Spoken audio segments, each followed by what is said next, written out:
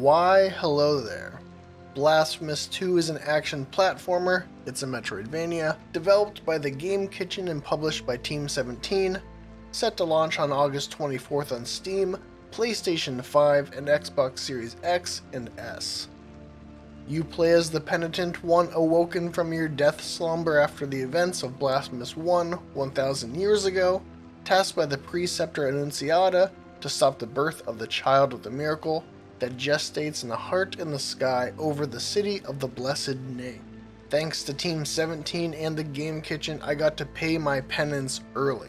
At the time of recording, I've beaten Blasphemous 2 once, getting Ending B, the bad one, after 25 hours with 97% of the game completed and then a handful of hours on another file. My spoiler-free review is coming from the perspective of being a huge fan of the 2019 indie hit Blasphemous 1.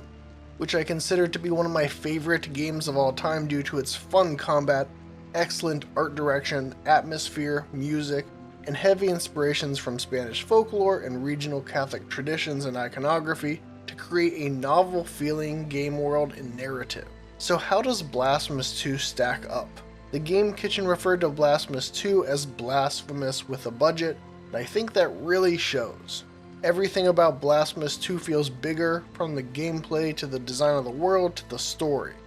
It's kind of like if Blasphemous 1 was getting a beer at the pub with a couple of friends, Blasphemous 2 is getting together with all your best mates and going for a pub crawl.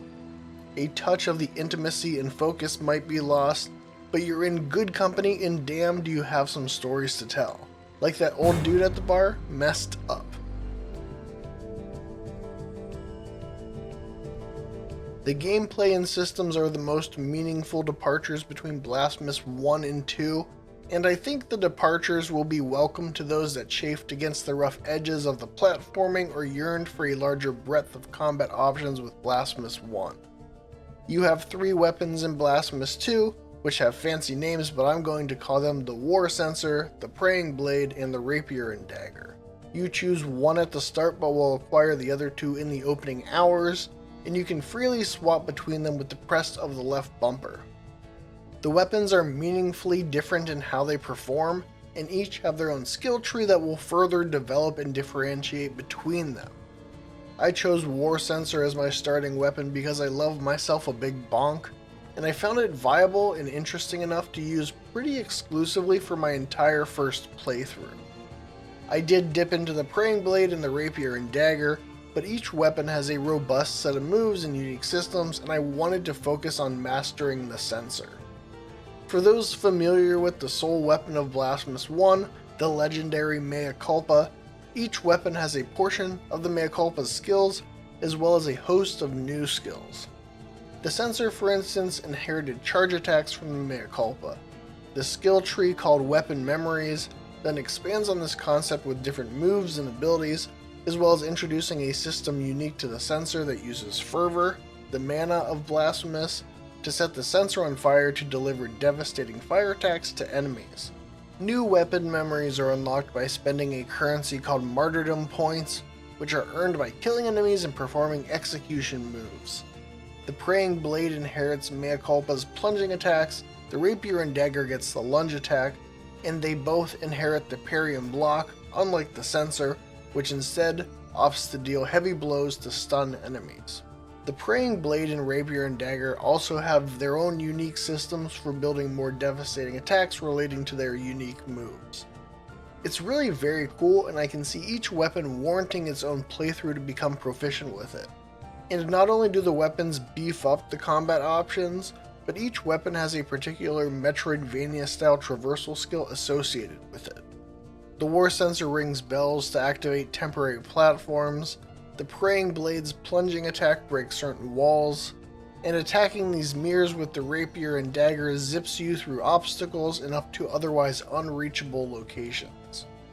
This is where relics from Blasphemous 1 have gone, functioning as keys for particular platforming challenges out in the world.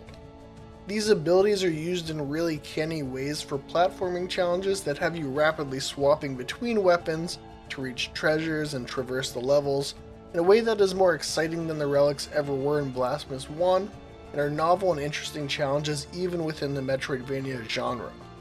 Between these weapon skills and other Metroidvania staple abilities the Penitent One will gain over the course of the game, platforming in Blasphemous 2 is a genuine blast.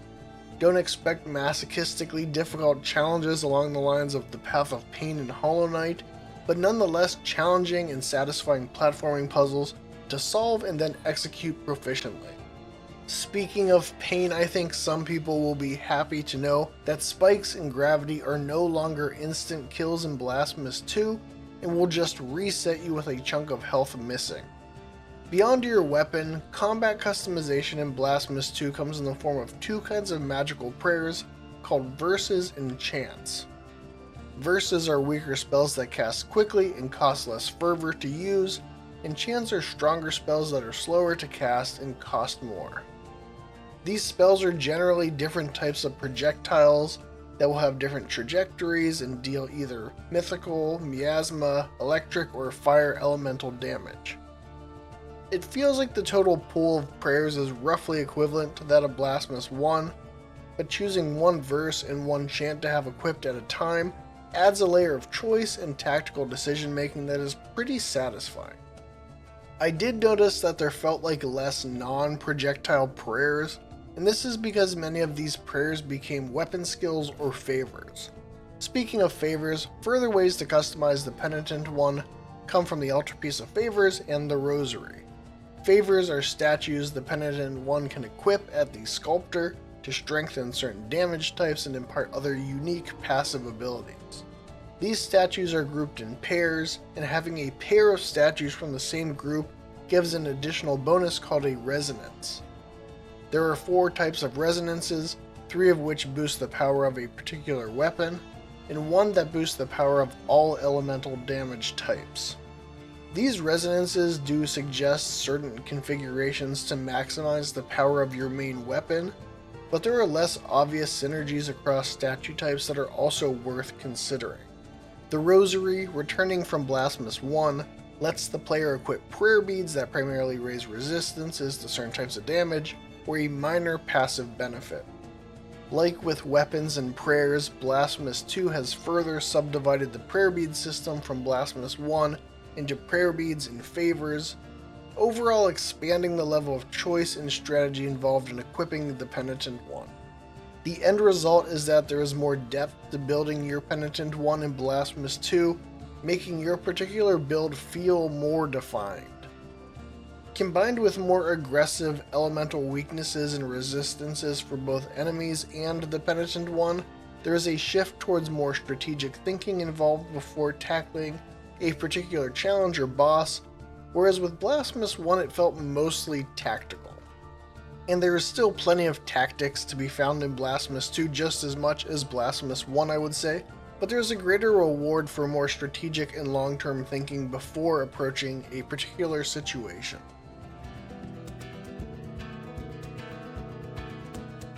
Let's talk about the bosses and enemies.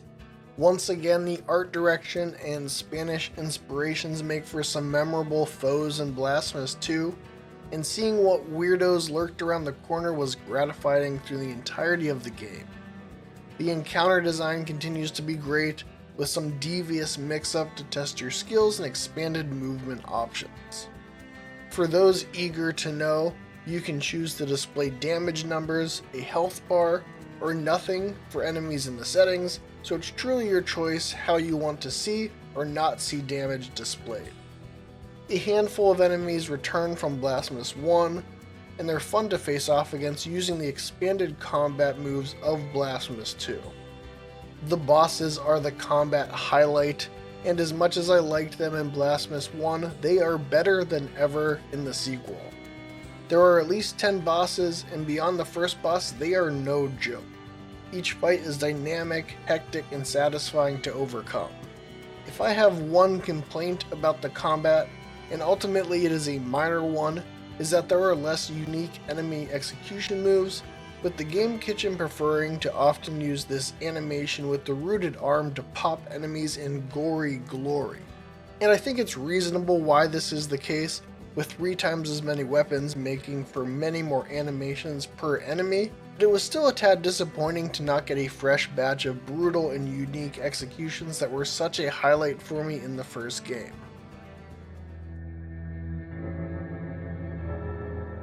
When it comes to the level and world design, Blasphemous 2 delivers atmospheric, evocative, and visually striking environments.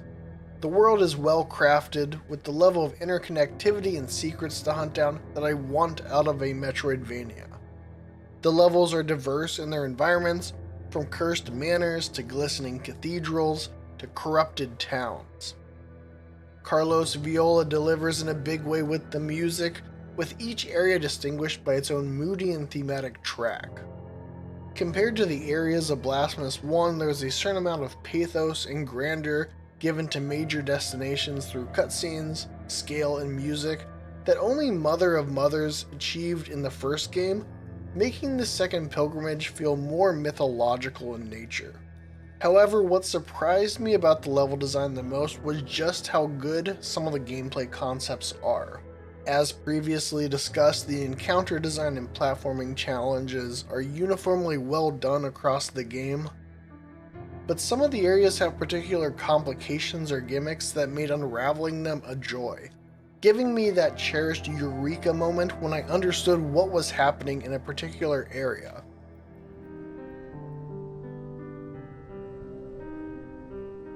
Now let's talk broadly about the story. Blasphemous, like Hollow Knight or Dark Souls, tells a lot of the story through environmental details and item descriptions. Blasphemous 2 is no exception, and I am still in the process of putting the pieces together and digging into it all, so I won't really share these details. I've been asked not to discuss certain plot points, but I can say that the story of Blasphemous is very much a sequel along the lines of Dark Souls 3, where it's a new world with new characters, with plenty of nods and through lines to the first game.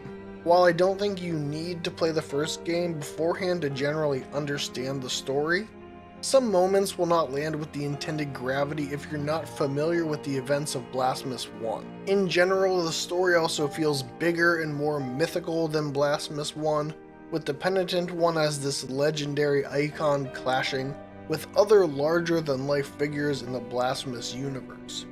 The story and NPCs are a lot of fun, and while no one can truly replace Deo Gracias for me, the cast of characters in Blasphemous 2 is pretty good, including one of the more disturbing NPCs I've ever seen in a game. While I think the big bad of Blasphemous 2 has a bit less pathos than Escobar from Blasphemous 1, the motley crew of bosses have a lot of character and generally compelling tales contextualizing the fights that make them more fleshed out than you might expect initially for a game with such opaque storytelling. The most contentious aspect of the storytelling discussed pre-release in the community is the use of the non-pixel art animations for cutscenes. In Blasphemous 1, cutscenes stayed in the pixel art style, which I enjoyed quite a bit for their tone and handcraftedness. These cutscenes in the first game were done by someone who is no longer on the team, and the Game Kitchen instead collaborated with Sunshine Animation Studio in Spain, the same team they worked on for the Wounds of Eventide trailer. I think that while I ultimately prefer the pixel art style cutscenes from Blasphemous 1, the cutscenes in Blasphemous 2 are fine. There is a bit of what I'm going to call the SpongeBob effect, where the shift is slightly jarring as the different style and level of detail are presented in the cutscenes. But I think there is something fun about seeing the characters and world from a different perspective and level of detail, and it's used pretty sparingly overall, so it doesn't really get in the way.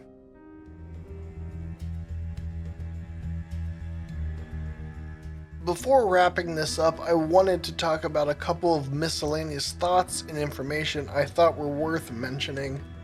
First is that while death works similar to Blasphemous 1, where a guilt fragment drops at the place you die, not all guilt is erased by retrieving the fragments, and you will slowly accumulate excess guilt over time that you need to visit the Confessor to erase.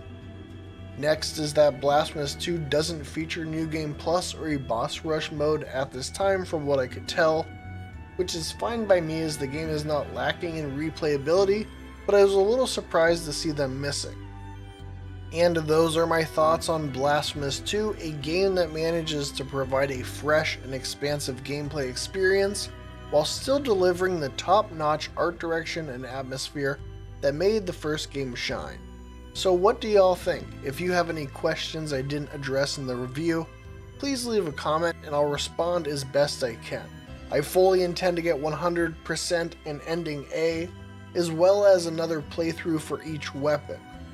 I am happy to have more Blasphemous in my life, and Blasphemous 2 is a very good addition to the series. If you enjoyed this video, please give it a like, and if you want more Blasphemous 2 content, please subscribe to the channel and turn notifications on. Thanks for watching.